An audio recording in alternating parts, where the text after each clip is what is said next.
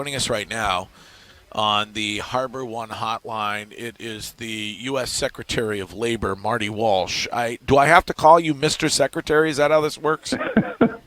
No, Greg, you can call me whatever you want. How are you, my friend?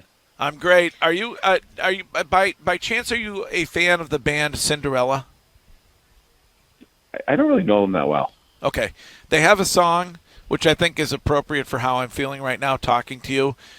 It's called "You Don't Know What You Got Until It's Gone." Oh yeah. You know, of course I do. Of course I do. I never thought I'd say these words, but we miss you around these parts. Is it possible that you could come back, or are you happy with the current job? You miss me now. Of all those, you and Wiggy, all those great mornings you had having fun with me. And now, I don't know if he misses me. Wiggy, do you miss me? Of course I miss you. I miss everybody. Luckily, I don't live in this city, so. Oh, God. Well, listen, I know through the years serving as mayor, you were a part of this incredible event and had the opportunity to see firsthand the work that is done not only by the Jimmy Fund, but Dana-Farber. So I know it's important to you, and I appreciate you taking the time to join us today. Yeah, no, it means an awful lot to me. You know, if it wasn't for the Jimmy Fund and Dana-Farber, there's a good chance I wouldn't be on this phone with you guys talking today. I was treated for Burkitt lymphoma in 1974. The Jimmy Fund has a special place in my heart. I want to thank you and EEI for keeping this tradition going. The money that's raised today is just incredible to continue to fight cancer. And when you think, when I had Burkitt lymphoma, the survival rate in 74 was a lot different than it is today. It's 90+%, I believe, today. So research does matter, and cancer research absolutely does matter. And the men and women that work over at Dana-Farber and other places around the country, but in particular Dana-Farber, do some miraculous things. And unfortunately, not everyone has the same opportunity or same outcome I had. But they still do some amazing work over there. So, and the little kids that are coming in today, I just want to say, you guys are great. Love you all. Yeah. Marty, I know you don't know me. I'm new on the show. Not really new anymore, a year in, but I'm Courtney's. I would have been nicer to you than Wiggy and Greg. We would have gotten along much better. Thanks, Courtney. But do you miss being here? Because obviously you bring up the kids that come and sit on these couches and the doctors. But Boston is such a place to be when it comes to medical research and everything that goes into that. Do you miss being here day in, day out and dealing with these types of people? Oh, I do. There's no question about it. I mean, I do miss. I miss not being home all the time. You know, it's even being part of the city. I mean, obviously as the mayor, I mean, it was an amazing opportunity. I loved it, loved every minute of it, and you had a chance to help so many people. But I'll tell you, as I go around the country, you know, I think some of us take for granted living in Boston and Massachusetts, just what we have. I mean, the most incredible medical research in the world, incredible hospitals, universities.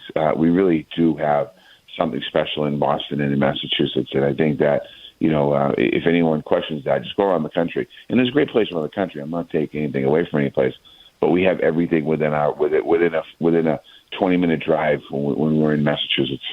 Well, honestly, you wouldn't recognize the city. We've eliminated all traffic lanes. You cannot drive a vehicle in the city anymore. It's good to get rid of traffic. And I think if you're going to try and get rid of traffic, you get rid of the cars.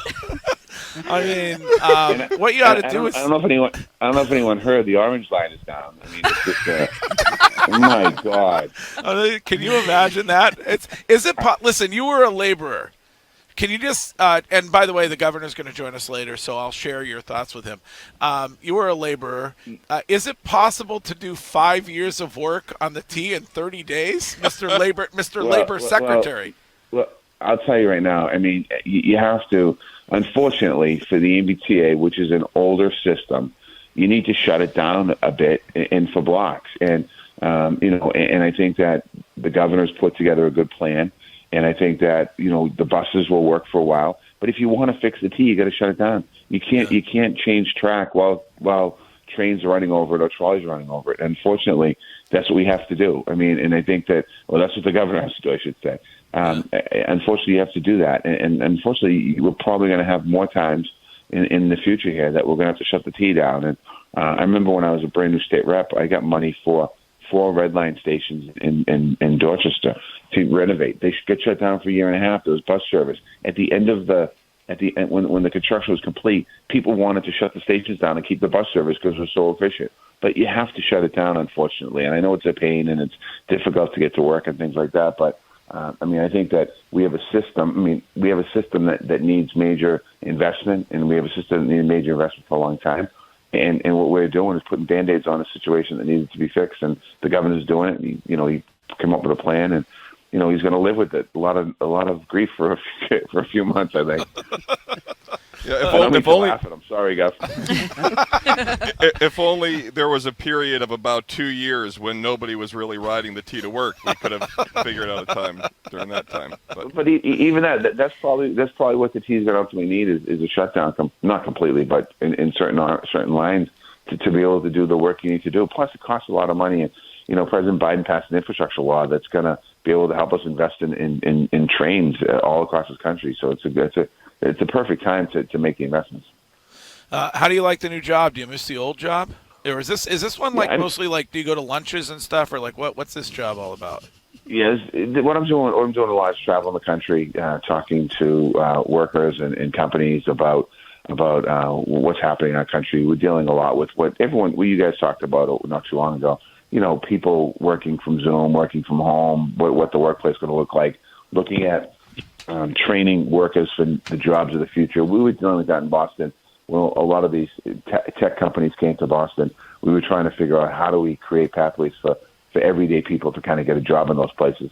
So I do a lot of traveling. I do a lot of work in D.C. I meet with congressional members. The portfolio that's in the Department of Labor is pretty wide. We have MSHA, which is the mine safety inspectors. So I was down in a mine with Joe Manchin.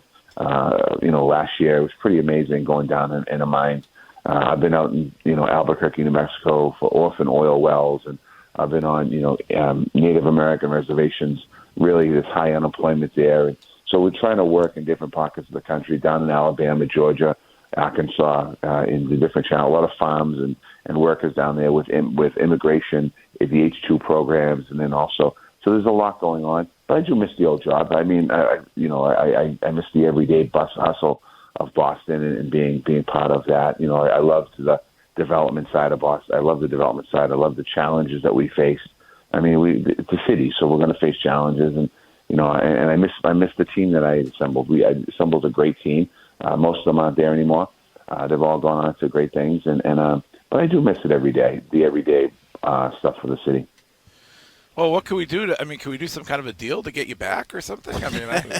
No, but I said someday I'd love to come back. I told you yesterday to text I'd love to come on someday, and if I was around today, I was going to come over to Fenway to be in studio with you guys. But I'd love to come in and just have some fun and talk and whatever comes up comes up. Well, you said you were going to bust my balls. You've been pretty good so far. I was gonna, but the problem is it's the Jimmy Fund Telethon, so I really can't, I can't do it today. Yeah. because I think you were going after me last week, and I missed that, and it's kind of, it's a weird thing. You see Greg. Go ahead. What? Greg. No, Courtney, I was saying to you, when you see Greg, when he's on the radio, him and Wiggy, they're all, they love to go after you. And then when you're in studio, it's a different experience. It is. Really nice. It is. You can always call in Thursday, though, after the radio thought they bust his balls. I mean, really, you have to come in. You have to go in, because when you're in there, it's a whole different experience. Well, he's traveling across America trying to get people to work. If we could do, maybe we could do some kind of a deal, like if people give $500 today to the Jimmy Fund Radio Telethon, they could get a break on bacon and meat and gasoline and stuff that they need when it comes to buying it. Can we work that out somehow? Well, I'll have a conversation with the president, see what we can do today. And all right. If we can make that work, we'll make it work. How's that? Yeah. I'm looking for my check. I've been working for Wiggy wants to know why he hasn't gotten a check yet. People are getting paid to go back to work. I think Wiggy's doing okay for himself. I think he is. You're right, Mr. Have you seen the Secretary. taxes in White suit that he's gonna be Massachusetts? wearing. Marty, have you seen the taxes in Massachusetts? Come on. They tax you for everything That's around pretty here. low. Go look around. We're still in the middle of the pack. We're doing all right in Massachusetts, baby. We're doing all right. All right. Well, listen, I really appreciate you taking the time to join us again, and thanks for while you were here, everything you did to help make this event a success. And we look forward to seeing you at some point when you're back in the city. Thanks, Greg. And to everyone that's going to donate today to the Jimmy Fund, thank you very much. It's an amazing place, amazing people, amazing doctors, researchers, nurses, team over there. So thank you for all you're doing to all the amazing kids over there. Keep fighting. All right. There's Marty Walsh, the U.S. Secretary of Labor, and he was pretty nice. Yeah. I think was he's got a very- role at EEI when he's done with his labor job. Yeah. What shift is? There's nothing available. Where would you have him on the week? We could do Ken and Curtis and Marty I love it. on Saturdays. What do you think Well, about I was that? Or hoping we could do a podcast with Governor Baker and Marty Walsh. Ooh, Yeah. And now we're let Jackson talking. produce it. Yeah. Oh, he would handle the big policy questions. Governor Baker will be here at 8:30 this morning, and before that, Guy Fieri will join us at 7:30.